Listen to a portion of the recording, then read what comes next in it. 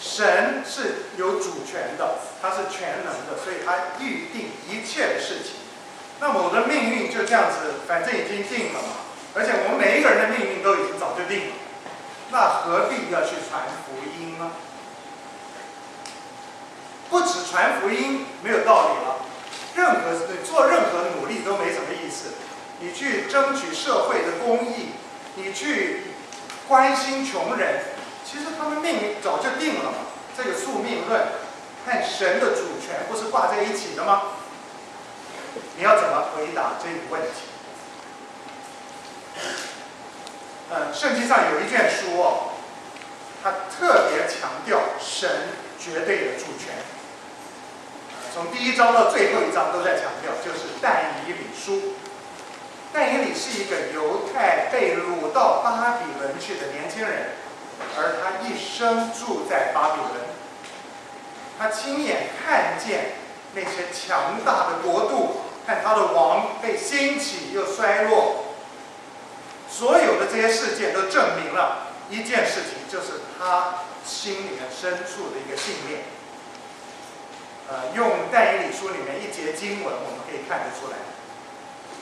我们一起来念这节经文，大字小字我把它故意省略了啊，就是这一句，但以理书4章17节，请。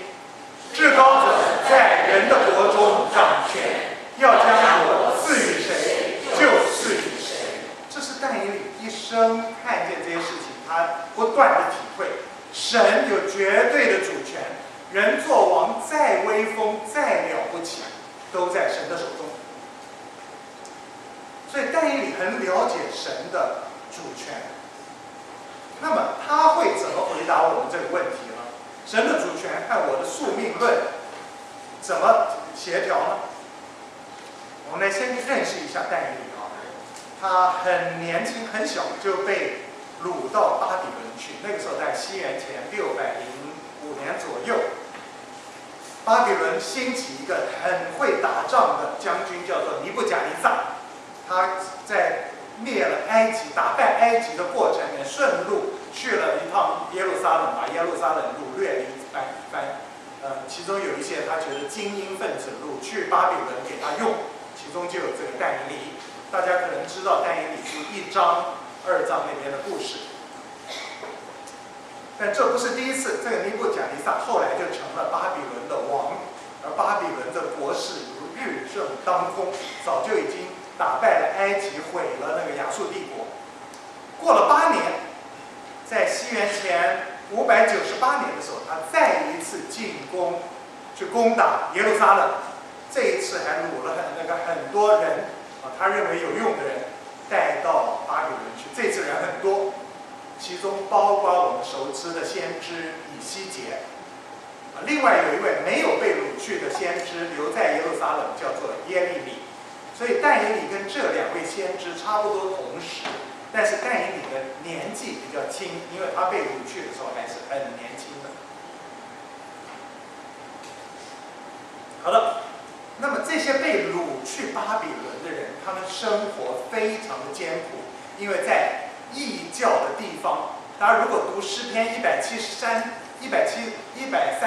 篇，你会知道这些人在那边那些巴比伦人讲你给我唱一个齐安的歌给我们听听，他们都哭了，然后我们把琴挂在树上，我们不要唱歌了，我们都可以唱歌给这些异教人听了。甚至于他们最后137篇的最后一节说，把你的儿女砸在石头上，那个人便以为有福。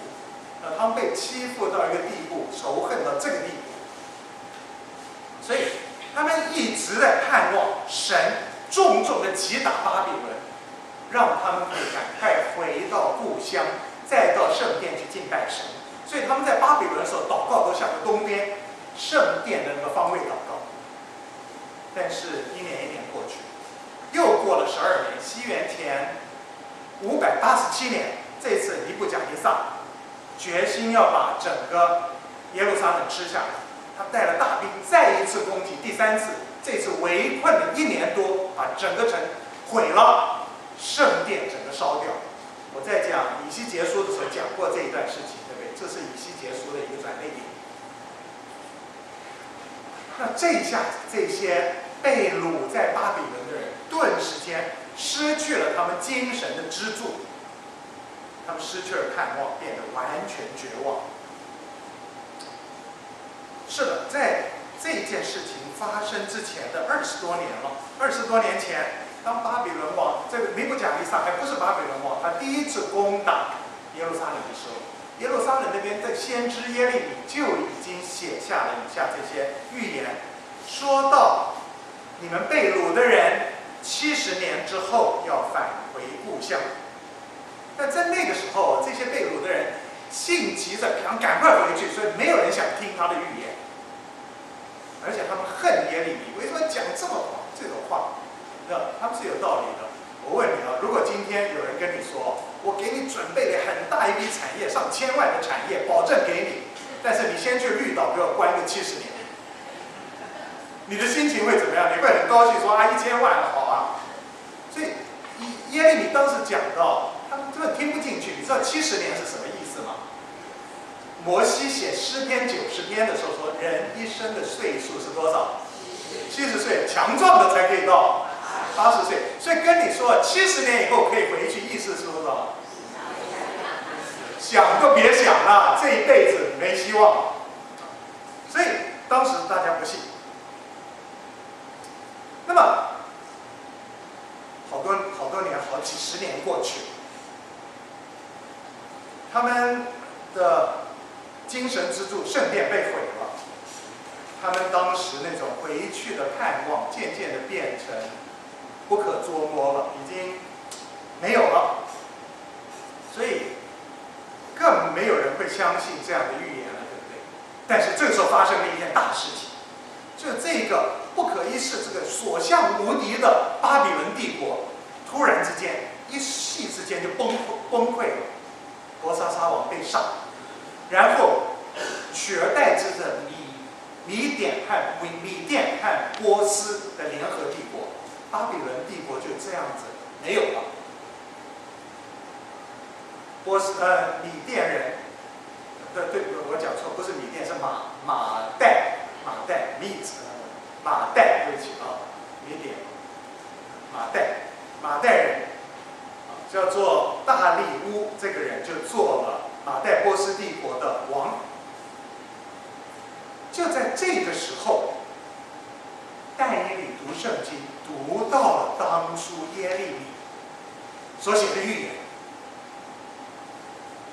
这就是我们今天的故事。我请大家翻开圣经《但以理书》。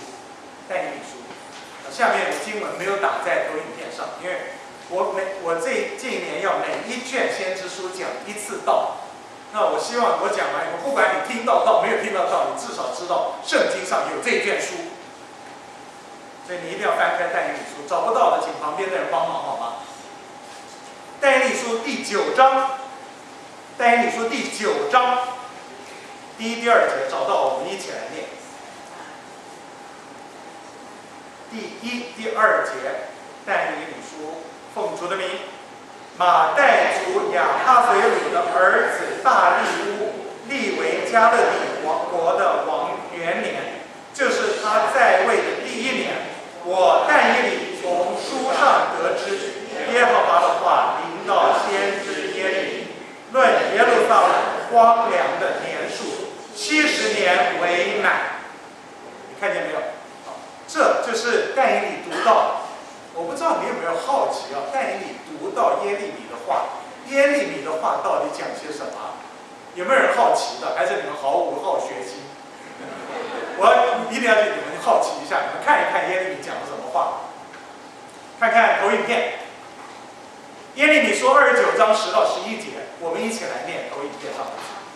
耶和华如此说：为巴比伦所定的70年满了以后，我要眷顾你们，向你们成就我的恩典，使你们仍归此地。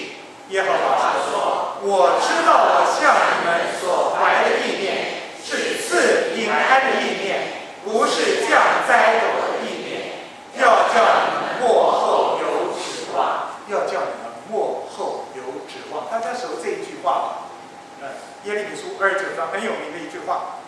好，这个时候我们看啊，大利乌王元年，就西元差不多537年，算算从但以理被掳到这个时候多少年了？69年了，你们算能算吗？605，西元前605到西元前537，69年，这个时候不遥远了，不是下辈子的事了，对不对？我问你，如果你这个时候是犹太人被掳在巴比伦，你看着这个预言，你会不会兴奋？哎呀，兴奋啊！我们要怎么去回应了？哎，我们要不要预先举办一个 party？ 哦，跟巴比伦说拜拜，我们要去那个耶路撒冷。哇，高兴啊！这个时候情绪一定很高昂，士气会非常的高昂啊。你知道这是人的反应。所以今天你看见教会里有很多自称先知的，会不断的说台湾要复兴了，2015年是台湾年了，台湾是世界的领头羊啊，因为这很能激励士气嘛。这种方法要圣灵没有不要圣灵都会人都会做。但是你知道但以理做了什么事？你回到你的圣经第3节，我们一起来念第9章第3节，来，我便禁食。披麻蒙灰，定义向主神祈祷恳求。哎，你说这个人是不是太煞风景了？人家 party 的那个点心都买来了，高高兴兴他去禁食，在灰尘里面穿着麻衣去祷告去了，这扫人家兴嘛，对不对？但以理这样做，并不是他很孤僻，并不是他古怪。它是有根据的，它根据是什么？你再看一下投影片上，刚才我们读的经，回到前一章，他说，满了70年以后，我要眷顾你们，让你们仍回此地。下一章，接着说什么？你们要呼求我，祷告我，我就应允你们。这个是我们读耶利米书29章。的时候也常常忘记了，我们怎么准备自己来迎接神奇妙的大事，来迎接神的复兴呢？不是 party 哦，不是大大的庆祝，是什么？神叫我们做什么？叫我们祷告。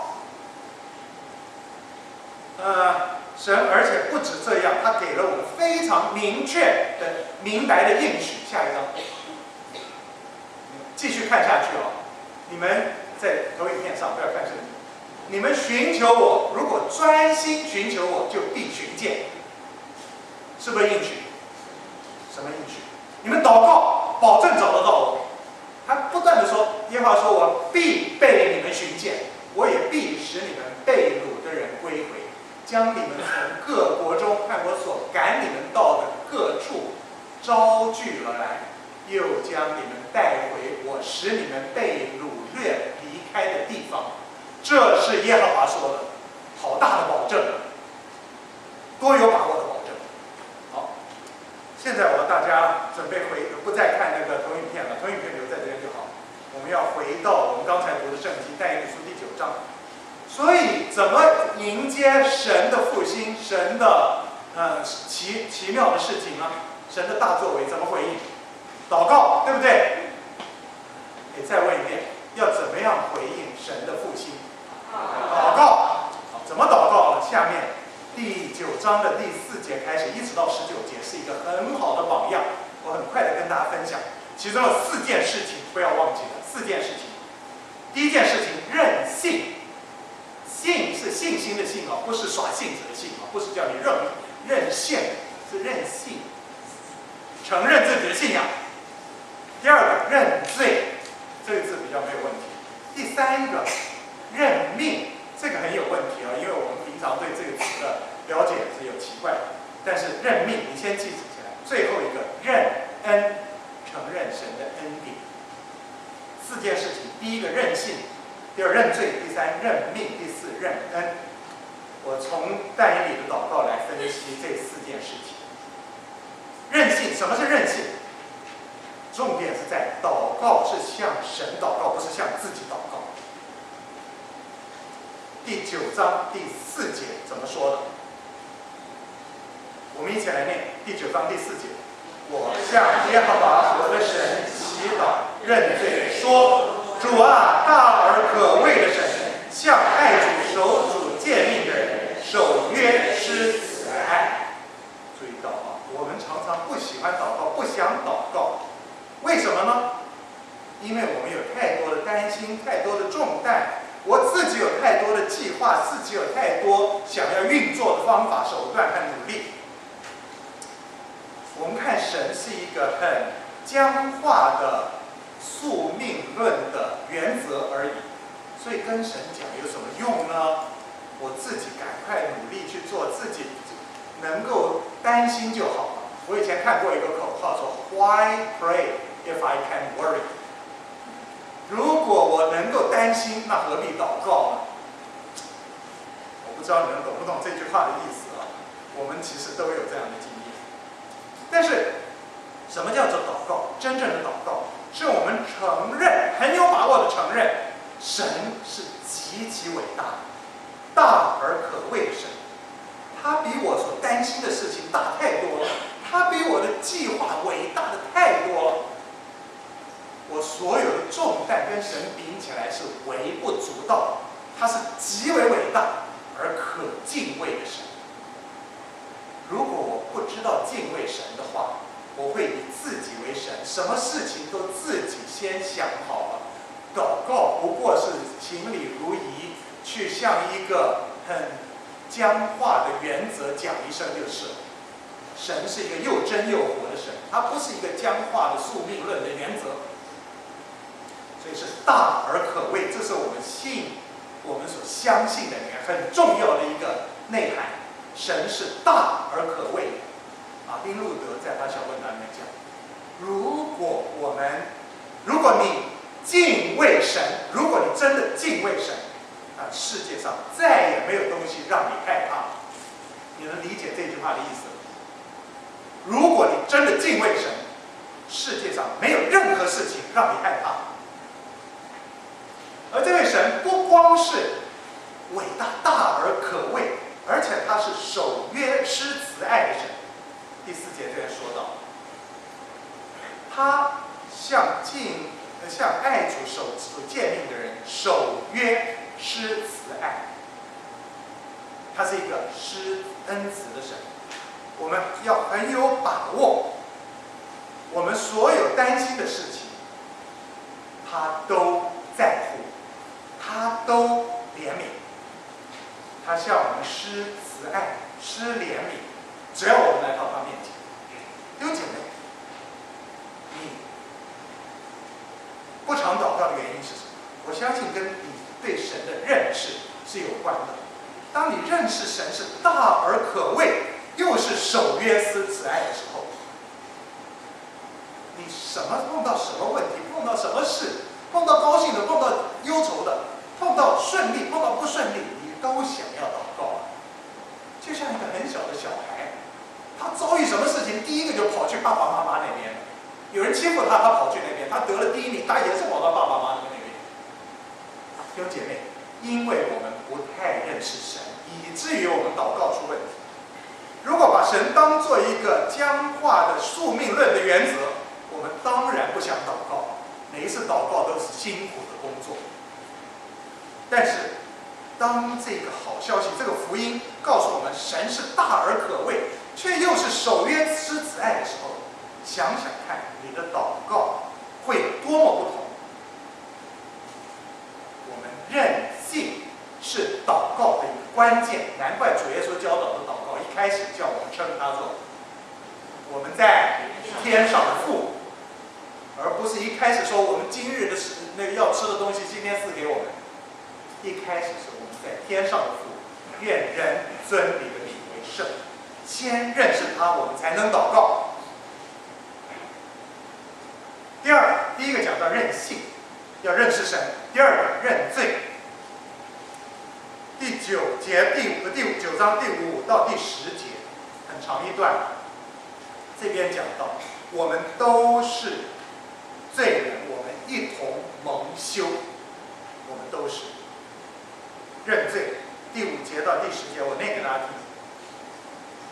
我们犯罪作孽，行恶叛逆，偏离你的诫命典章，没有听从你仆人众先知奉你的名向我们君王首领列祖和国中一切百姓所说的话。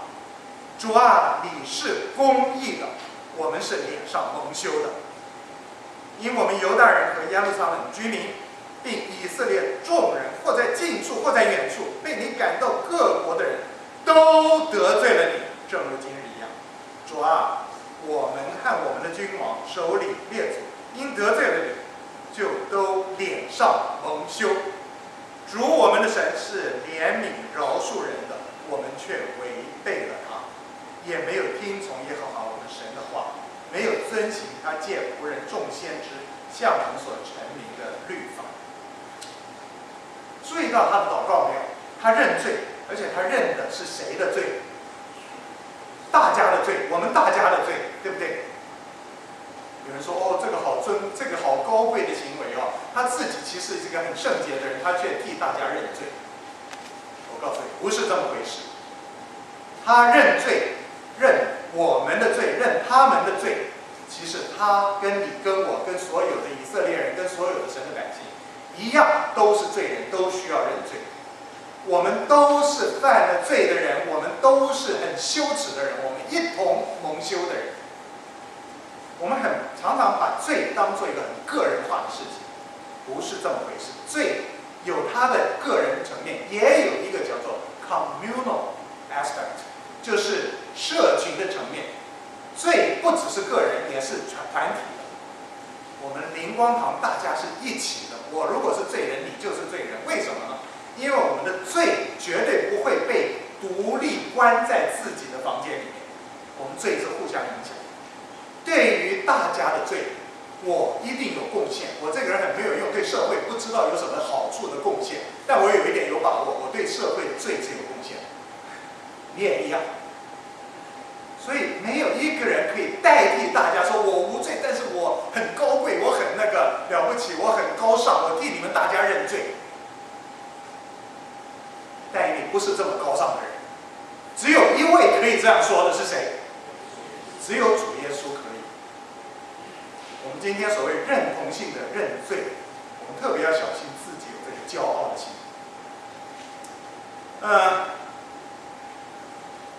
我再说，罪是一个团体性的 communal thing。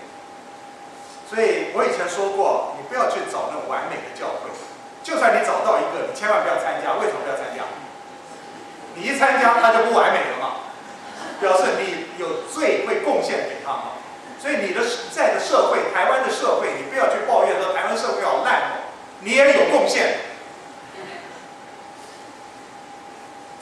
而但以理，他虽然常常的确只有一个人能够祷告，别人都不敢跟他祷告，但是你知道吗？他的祷告从来没有把其他的百姓抛到一边去，他的祷告永远是为着我们祷告。他的百姓，神的百姓，他为他的列祖祷告，你看见吗？为他的官长，为他的百姓，在远处的被赶散到别的地方的，为留在耶路撒冷祷告。他如果为过去祷告，他会不会为未来祷告？没有道理，不会啊。所以他也为你祷告，为我祷告。弟兄姐妹，我们祷告的时候要小心，我们认罪，对不对？我们如果认为，哎呀，如果我认为你们都不属灵，我跟你们祷告没有什么，你们根本不配做我属灵伙伴。我一个人祷告，跟神祷告，还替你们求，他说你们这些不属灵的人，神啊，怜悯你们吧。如果我有这种态度的话，在神面前是极为受憎恶的，神所憎恶的 abomination to God。如果我觉得自己很高尚，我替你们祷告，这是很可怕的骄傲，是神所痛恶的。所以当我们认罪的时候，我们要知道，我们一起认罪，我们要知道我们是一起在祷告，要知道你自己一个人祷告是没有用的，别人也在帮你祷告。当我们真的认罪了，我们知道我们得罪了神，我们知道没有可能别的方法可以洗去我们的羞辱，这个时候我们其实是被驱策的去祷告，而且被驱策的去一起祷告。雅各书那边说到，你们彼此认罪，互相代求，使你们可以得医治，就是这个原因。如果我不觉得我有罪，觉得我不需要得医治，我很高尚，只有你们是有罪的，需要被赦免，这个时候我不可能喜欢祷告，更不可能喜欢大家一起祷告。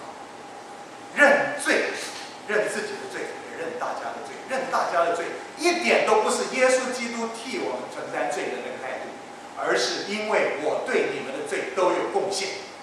大家能了解第二点了吗？第一点是认信，认识神；第二点是什么？认罪，我一点都不高尚。第三，认命。这个我们中文说认命，好像就是说完全是宿命论者，对不对？这个地方我要讲的是，我要承认神绝对是公正的，我接受我现在遭遇的一切。我念给大家听啊，这很长，所以我来念就好。11节到14节，你们看是不是认命啊？以色列众人都犯了你的律法，偏行不听从你的话，因此在你仆人摩西律法上所写的咒诅和誓言，都请在我们身上，因为我们得罪了你，得罪了神。他使大灾祸临到我们，成就了警戒我们和审判我们官长的话。原来在普天之下未曾行过像在耶路撒冷所行的。13节，这一切灾祸临到我们身上，是照摩西律法上所写的。我再讲一遍，这一切灾祸临到我们身上，是照摩西律法上所写的。我们还是没有去求耶和华我们神的恩典，能回头离开罪孽，明白你的真理。14节，所以耶和华特地就使这些灾祸临到我们身上，因为耶和华我们的神在他所行的事上都是公义，而我们并没有听从他的话。注意到没有？他这边讲两件事情：第一个，神是公平的、公义的；第二个，我们就是罪人，我们得罪了他，我们就是犯了他的律法。看出来吗？所以我现在遭遇这一切事情，没什么好抱怨。这些被掳到巴比伦的人啊，有很多抱怨。为什么我们遭遇这些？神啊，你到底听不听啊？我们不是你的百姓吗？为什么让这些外邦人欺负我们呢？很多的抱怨。我们今天有没有什么很多抱怨？哎呀，我每一个礼拜天早上来做礼拜，为什么我还不赚钱？那个人不来做礼拜，他还赚的钱比我多。我天天祷告，天天读圣经，为什么还会生病？那个人那个不信主，整天吃喝玩乐，他也没有生病。弟兄姐妹，我们现在遭遇的这些情况，我称它做认命。事实上应该是这样讲：神是公义的，神在圣经上老早告诉我们了，我们是自讨苦吃。我们如果追求金钱，我们就找很多忧愁把自己压扁。我们如果追求世俗的许多的东西，我们的忧愁、我们的愁烦就没有穷尽。所以照着神预先写在圣经上的，都发生在我们生活里面。我们有什么好抱怨？弟兄姊妹要知道，我们这个承认我们所处的这一切，是本来就是神警告过我们的。这是一个很重要的祷告里面很重要的一个过程。很多人认罪啊，主啊，我是罪人，没有错，我真的这个罪人，我真的要悔改。然后一大堆抱怨，主啊，求你医治我这个病，为什么让我得病？我这么虔诚爱你。我们是很矛盾的，我们根本没有真的认罪，以至于我们不承认、不接受自己现在遭遇的命运。认命就是承认神是公义的，而我现在遭遇的一切，不只是神早就警告，而且我现在遭遇的还不足以偿还我的罪。大家看见没有？如果要偿还我的罪，我应该遭遇什么事？大家不敢说出来吗？是，只有死刑才能够，那个是我罪的工价。所以当我遭遇现在这一切的时候，我只能说什么？神早就已经警告我，写在圣经上了。我不必跟那个人比，你知道，我看那个人好像发达顺利，我怎么知道他遭遇什么我不知道的事？你知道他内心的煎熬吗？你知道他没有人看见的时候，他遭遇到什么打击吗？你知道他将来吗？弟兄姐妹，用不着抱怨，我我们在祷告的时候，不只认罪，要认命。现在所遭遇的一切，神仍旧是公正的，而且还不止公正，他还是有恩典的。这是第4点，认恩。如果只是神绝对的公正，那我就完蛋了。最后我遭遇的一定是死刑，一定是死亡。但是神是满有恩慈和怜悯。虽然我是这么的一个罪人，我们大家都是罪人，但是他有一个救恩的计划，他的恩典永远超过我们的罪。我来读第15节到19节。主我们的神啊，你曾用大能的手领你的子民出埃及地，使自己得了名，正如今日一样。注意到以色列人被从埃及领出来，成为一个国家，成为神的百姓，是因为他们特别好，比所有外邦人都属灵，都敬虔，对不对？是因为他们特别有智慧，是不是？什么都不是嘛，对吧？他们只是一盘散沙，一堆奴隶。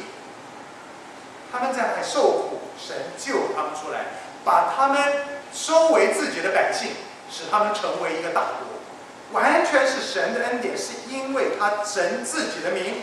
我们看下去，我们犯了罪，做了恶。16节，主啊，求你按你的大仁大义，使你的怒气和愤怒转离你的城耶路撒冷，就是你的圣山。这是因为我们做得好，我们的悔改很精彩，所以你才救我们，对吧？有没有说？没有。他说什么？为了谁？是为了谁？为了谁？是为了神自己，看见吗？是因为你的大仁大义，是因为这是你的城，是你的圣山。耶路撒冷啊，16节下后半，耶路撒冷和你的子民，因我们的罪恶和我们列祖的罪孽，被四围的人羞辱。我们的神啊，现在求你垂听仆人祈祷恳求，为你自己使脸光照你荒凉的圣所。我的神啊，求你侧耳听，睁眼而看，眷顾我们荒凉之地，和称为你名下的城。我们在你面前恳求。下一句话我们一起来念：原不是因自己的义，乃因你的大怜悯。再念一遍这句话：原不是因自己的义，乃因你的大怜悯。我们祷告的时候一定要记住这句话。我们很多时候祷告的时候忘记这句话，讲跟这句话相反的东西，跟神辩论，跟神去交涉，跟神去那个叫做什么 negotiate， 叫做什么讨价还价，就是说是你有怜悯，但我也有我行出来的义。我们虽然不敢这样说，我们心里其实这样想。我们在你面前恳求，不是因为自己的义啊，是你就是一个有怜悯的神。弟兄姐妹，你到底认不认识这位神？你认为他是一个很苛刻的一个原则，还是一个有恩慈、守约施慈爱的神？我们祷告的时候要承认他的恩典。每一次的祷告，我们一定要回到认恩、承认他的恩典这上面。如果我们停在认罪认命，那我们就惨了。19节，求主垂听，求主赦免，求主应允而行，为你自己不要延迟。我的神啊，因这城和这名都是称为你名下的。这样，但以理的祷告，那个尼希米的祷告，上一次讲过的以赛亚的祷告，都是站在这个立场上。我们毫无本钱跟神讨价还价，但是神为他自己的缘故会救我们，这是神的恩典，这是神的恩典。弟兄姐妹，福音不是宿命论啊。神有绝对的主权，是一个大而可畏的神，但是福音告诉我们，他又是一个守约施慈爱的神，所以我们放心的同他领受。这里面讲到，没有一点是我的功劳，不是我们的功劳，因为他的名，他要向我们显出他的恩慈和怜悯，让我们成为他的百姓。这是福音，这是恩典的福音。我们毫无能力去行什么让神看得起我们，但是神因着他的名，他亲自行了大事，借着他的儿子耶稣基督做了我们所有的人都做不到的事情，并且把那个功劳算作我的，算作你的，加在我们身上。不是我们自己的义，乃是因为神的大怜悯。所以我们可以很放心大胆的来祷告。我们不需要在神看到想到祷告想，哎呀，我真坏，我以后做好一点，基督徒再好好祷告。然后现在简直没有脸去见神了。我上次还跟他说，我绝对不要犯罪，我又犯罪。弟兄姐妹，放心，神的救恩就是为你这样的人设立的，耶稣就是为你这样的人死的。你也只要放心的到他前面，因为他是为了他的名，不是因为你的名。你永远不会够好的，但是耶稣基督够好。下面我要讲到一段大家都觉得很困难的圣经经节，几乎圣经里面很少经节这么难解的啊。我懂10几个解释的方法，我也不知道哪一个是对的。那你不知道你怎么讲呢？我们先来看，下面讲到祷告和意象的关系。但以理书的第9章20到27节。我先看20到23，20到23节，我来念给大家听。但以理在前面讲祷告，1到19节都但以理祷告，然后20节呢，我说话祷告，承认我的罪和本国之民以色列的罪，为我神的圣山，在耶和华我神面前恳求。你看他祷告。21节。我正祷告的时候，先前在异象中所见的那位加百列，奉命迅速飞来，约在献晚祭的时候按手在我身上。他指教我说：“但以理啊，现在我出来要使你有智慧、有聪明。你当初恳求的时候就已经发出命令了。我是来告诉你，因为你大蒙眷爱，所以你要思想明白以下的事和意象。”这样讲到，你祷告一定蒙垂听的，你祷告一定蒙垂听。不管你祷告了，觉得好像对石头讲话，觉得好像穿不过这个天花板，没办法到神的面前，没什么感觉，也好像没有什么回应。他说到献晚祭的时候才回应，这个天使长加百列才出现。他老早开始祷告了，中间有一段时间，但以理也不知道他祷告有没有耳朵在听。但是他这边说到，你当初你初恳求的时候就已经发出命令了。我现在来告诉你，是因为你是大蒙眷爱，意思就是说，我可以不用告诉你，反正你的祷告神垂听了，神会行，独行其事的神照着他意思行。但是我特别告诉你，因为你是大蒙眷爱，弟兄姐妹，这是多么甜美的一个回应。天使长来亲自对他说：“你是一个大蒙眷爱。”你祷告，你是一个罪人啊，你是一个蒙羞的人，但是你在神面前，这位守约施慈爱的神面前，你大蒙眷爱。弟兄姐妹，同样的话，天使长也在对你说，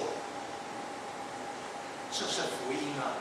我们没有一个人配被这样称，包括但以理，他很圣洁，但是他也不配，没有资格说是被神大蒙眷爱。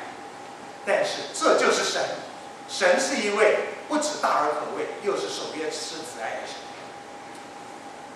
所以我们的祷告一定蒙垂听，这是这一但以理的祷告带给我们很重要的一个礼物。但是不止如此，下面讲到命定的救恩是怎么？下面这一段很不容易解，我说了，但是你要注意到，它虽然很多细节怎么对应于时事、历史事件很不容易搞清楚，但是有一个事情很清楚，这个事情你要知道，就这一段有一个信息，这个信息你应该得到。那信息本身是什么呢？我们来读24节，我们一起来读好不好？为你本国之民和你圣圣，已经定了70个期，要止住罪过，除尽罪恶，赎尽罪孽，尽永义，封住异象和预言，并高至圣所或者至圣所。可能你还不懂下面70跟7那些是什么东西，但是这一句话第24节，你能不能体会它跟什么有关呢？它跟你有什么关系？跟你有没有关系？太有关系了，跟你的救恩有关，跟你的救赎有关，对吧？我不知道投影片有没有下一张？哎有，我一直在讲这个第2个9章24节。这边讲到，是的，祷告一定会被垂听，而且神的命定，神照着他主权，早就已经命定一件事情，这件事情跟什么有关？跟你的救恩有关。弟兄姐妹，这不是宿命论，这是福音啊！神命定你要怎么样？这个第24节说，罪过要被阻止，我们的罪要被止住。除尽罪恶，我们都是罪人，活在一个罪恶充满的世界上。但神最后把除尽罪孽，基督耶稣的宝血要把我们从罪里面完全赎出来，引进永远的义。这是你想要的吗？永远的义，我们多么渴望，我们多么做不到。最后封住异象和预言，这个讲到这封有2个意思，一个是验证的意思，一个就是停止的意思。可能讲到神印证了他所有的意象和预言，所以从此以后不再需要。可能那个日期还没有到，但有一天我们不再需要意象和那个预言了。为什么？因为我们跟神已经面对面在一起。这不是我们正在想要、追求、渴慕的吗？最后高至圣者或至圣所，你看到这个信息是非常有把握的，他已经命定了，而且已经定了什么70个7。清清楚楚，就是他怕我们不清楚。好，这个70个7对应于当初的预言说有70年，等70年就会回归。但他说还有70个7，70个7，有人说他就是照字面7749，就是749，但是不一定，它可能有更大的这个象征的意义。因为但以理书是一种文体，叫做启示性文体，里面有很多图像象征的意义。70个7表示什么？如果你们觉得70年太久，你们等没有耐心等完，我告诉你，还有70个7了，知道这个意思吗？彼得问耶稣说：“我朋友得罪我饶恕他几次可以？7次可不可以？”耶稣说什么？不是7次，70个7意思是什么？永远饶恕他。好，这个是讲到直到末后神的救恩完全成就为止，70个7。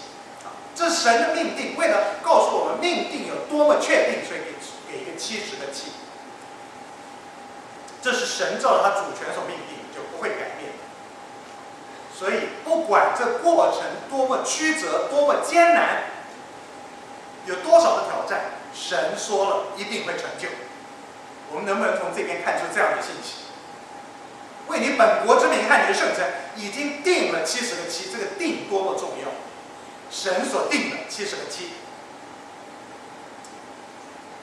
而且更宝贵的，它不只是说神定的，而且神定的目的是为了你我的救赎的恩典，我们的救恩，这是多美的福音，这是福音啊！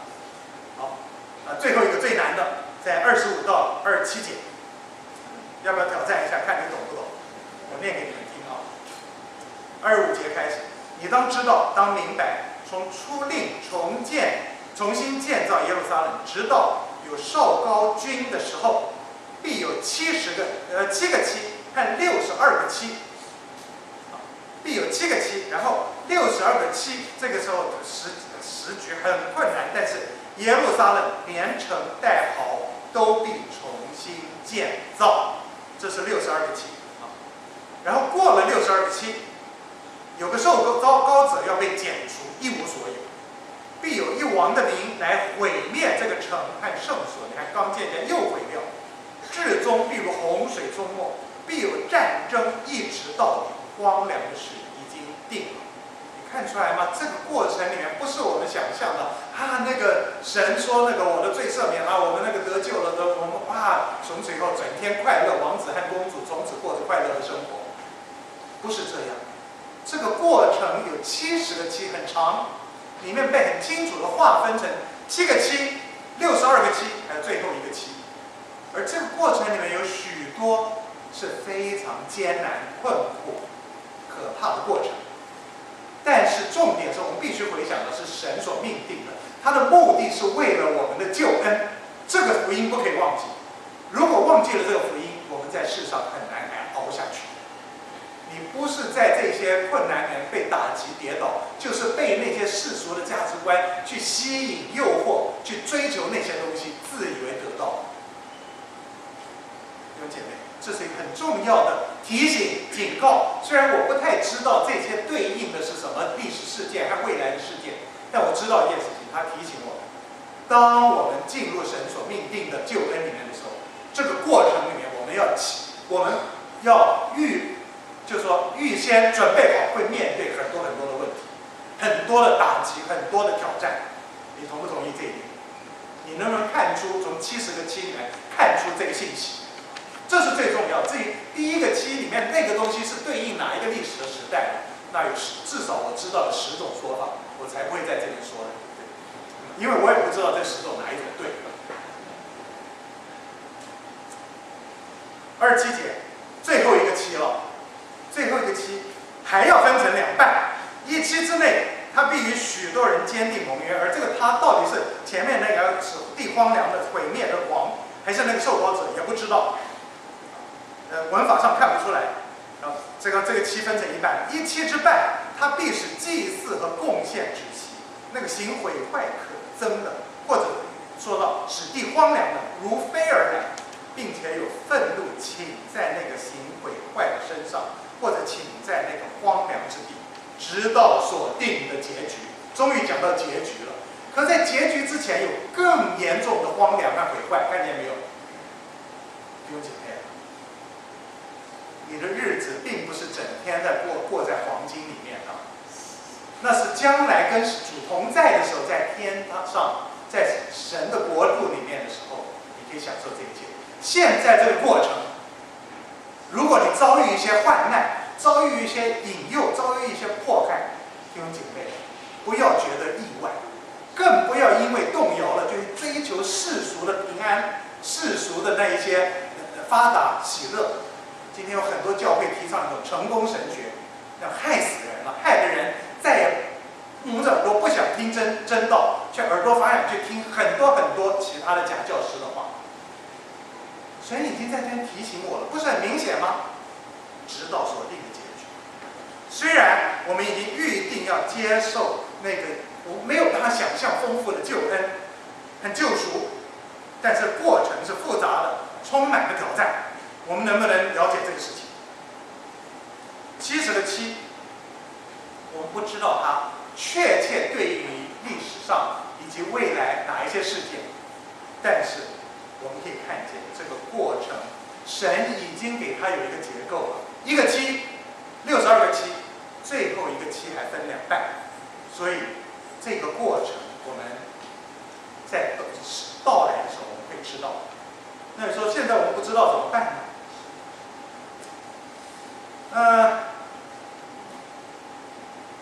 我告诉你，如果有人告诉你他知道，他大概是错的。我有一次我以前住在纽约州一个地方叫耶瑟卡，那个地方是一个山城，很漂亮，有山有谷，可是道路就很糟糕，都是沿着山弯来弯去。我刚刚去那个时候，有一次找一个地方找不到，我问路，那个人就微笑跟我说：“你向前走不久啊，到那个章鱼那边，你往右转就对了。”他就笑眯眯的就走了。什么叫做章鱼？我不知道啊。到章鱼就转，哪有章鱼？我知道照他要开道，我就知道为什么。8条路汇在一点，8个路在一个十字路，一个路口，8字那个章鱼路口，不是十字路口。我一看就说章鱼，然后这样右转。你要到了才知道。今天这个圣经告诉你，到章鱼那边就知道了。章鱼什么你不知道，直到开车到那边就知道。弟兄姐妹，当那天来到的时候，我们都会知道。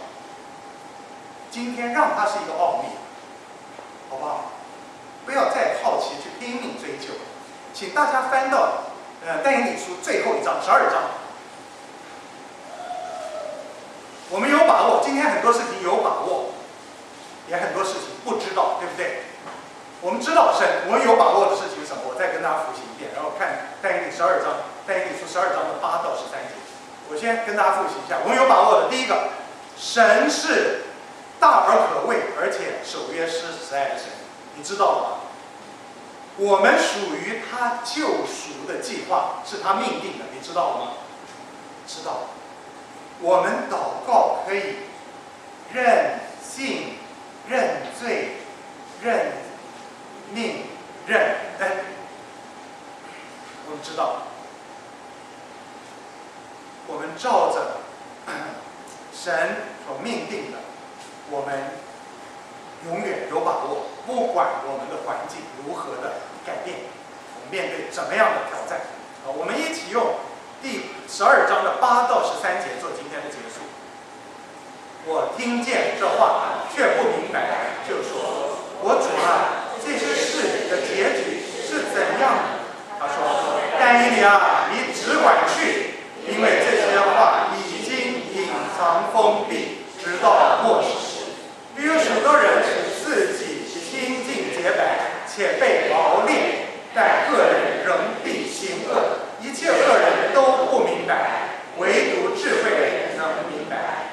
从除掉昂线的干净，并设立大行毁坏可憎之物的时候，必有1290日。等到1335日，那人变为有福。你且去等候结局，因为你必安歇。到了末期，你必起来，享受你的福分。有没有得到安慰啊？对但以理说的话，也是对你说，对我说的。你看，如果他都不明白，是第8、第9节，第8节，我主要这些事结局怎样？但以理都不明白的话，我们不明白没有关系嘛，对不对？而且这边给他很大的一个安慰，这些事情已经隐藏封闭了，直到末时。等你走到章鱼那边，你才知道。这个过程里面有很多人的确能够使自己清净洁白，即使被熬炼，他们能够凭着信心在靠着神站立的稳。但有些人，他们不信任神，他们信任自己，他们就会行恶，继续追求世俗的许多败坏的荣华富贵。但这边又来了，刚才70还不够，又多一个129、133、135、1335、1290啊！你放心好了，到时候你会知道。第13节我们再念一遍好不好？你且去等候结局，因为你必安歇。到了末时，你必起来，享受你的福分。好的，但以理这个时候大概80、90岁了，跟他说这个话。今天你没有那么大的话，你还准备熬炼吗？但是这是福音还是律法？这是福音啊！好，我们下面用圣餐来庆祝这样的福音。